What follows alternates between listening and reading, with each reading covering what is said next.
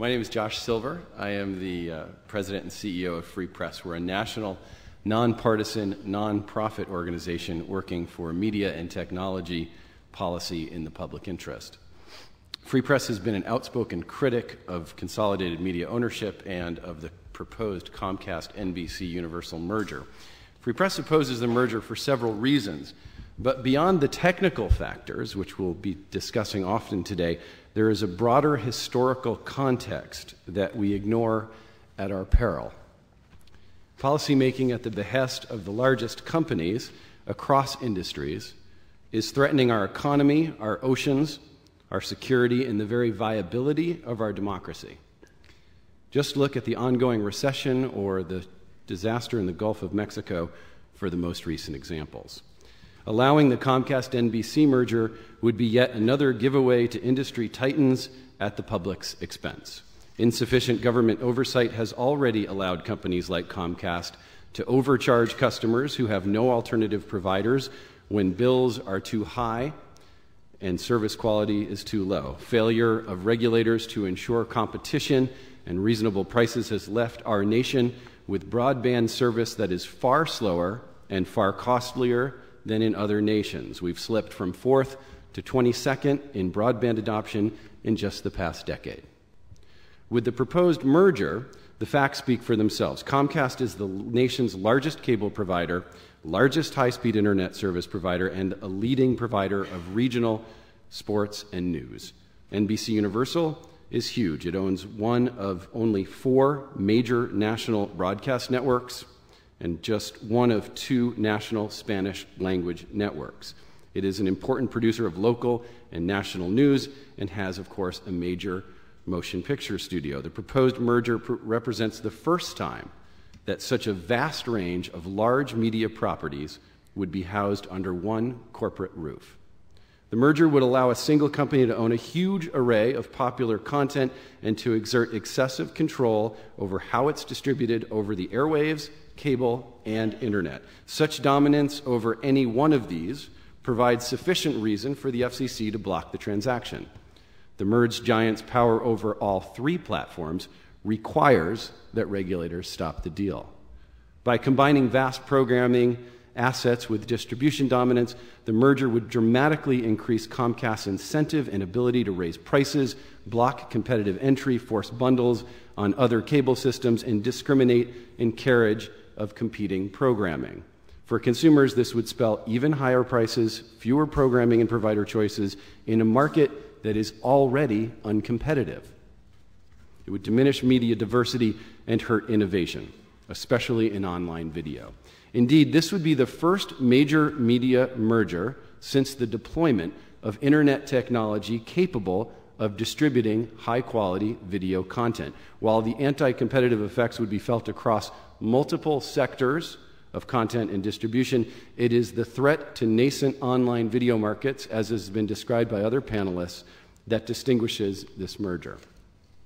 Comcast ownership of NBC Universal films and content, as well as an equity stake in the online site Hulu, provides the company with a powerful weapon to kill off emerging internet-based competitors before they even get off the ground. It would also increase Comcast's incentive to degrade or block consumers' access to competing online video providers. Furthermore, if Comcast decides to enhance access to its own content or to degrade access to competing content or providers, the FCC does not currently have net neutrality rules in place to protect consumers. The threat is not imaginary, as we have heard about the BitTorrent case. Even more alarming, a court recently ruled that the FCC lacks authority to even enforce net neutrality and other key consumer protections. With increasing broadband speeds, any website could have the reach of a television or radio network, breaking open access and distribution of media content and allowing anyone with an internet connection to have a voice in the public square. This merger is a direct threat to that historic opportunity. Locally, the implications of the deal are equally alarming. In Chicago, a merged Comcast-NBC would own the dominant cable system, the dominant broadband system, and not one but 2 broadcast stations, as well as all of NBC's cable networks like CNBC, excuse me. That means Comcast would control cable access, internet access, and nearly a quarter of all commercial channels offered in the most popular expanded basic package. I don't need to tell you that the FCC has a special role in reviewing this merger. The agency is required by law to ensure that mergers will affirmatively promote the public interest, convenience, and necessity.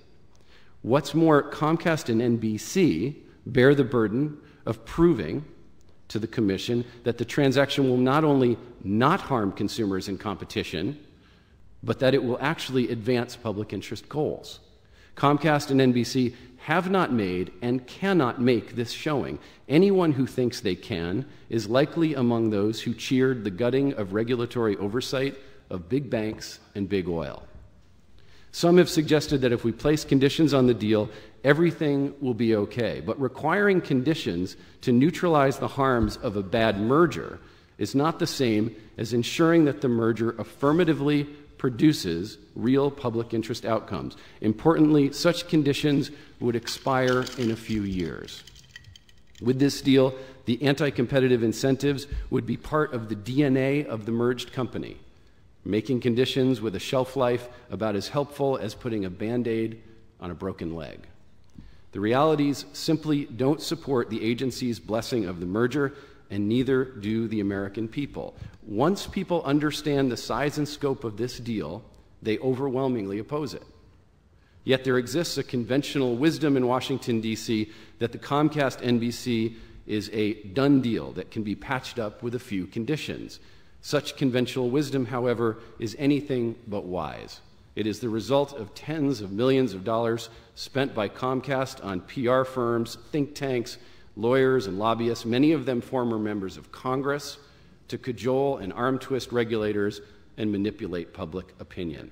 I do want to say that I am disappointed that Chairman Janikowski chose to stay in Washington instead of staying and coming here to Chicago. Washington is a bubble, and policymakers need to get out of that bubble. He did find time last week to rub elbows with the most powerful media and technology leaders at an elite conference in Idaho.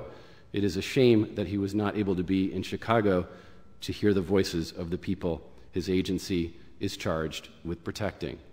I thank the Commission for the opportunity to speak. I look forward to hearing from my fellow panelists as well as from members of the public. Thank you.